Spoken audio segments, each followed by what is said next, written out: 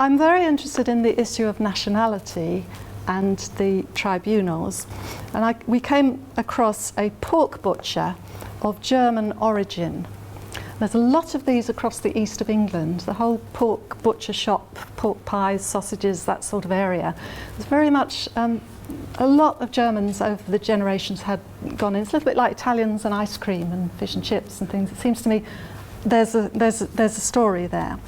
This pork butcher resisted being conscripted on the grounds that he could not be expected to be an enthusiastic fighter or an enthusiastic member of the army, because his mother had been sent back to Germany, and that was the general fate of German nationality women, and his father had been interned.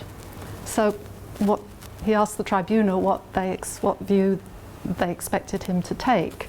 They were a bit stumped by this, and this is one of those cases where elite intervention did kick in, because the very starry Sir Ryland Atkins, who was an MP, seems to have taken the Home Secretary by the lapels in the House of Commons and entered into a correspondence with him.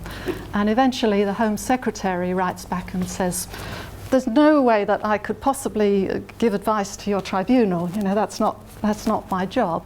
But you might bear in mind that this man he is a British citizen and he ought to render military service to the state. But perhaps he could be put in a labour corps where he would not have a rifle." So there's interesting debates there about nationality, about patriotism going on in these records. In Deptford and in Lewisham were quite a number of Germans. Yes. And they pleaded on grounds of conscience that they couldn't kill Interesting. them, because their conscience would not allow them to kill their German cousins. Yes. And they were sent automatically to the Non-combatant corps. Yeah, that's right. The local tribunals. So basically, we must use these men, but we mustn't trust them. Yes. Beyond a certain point.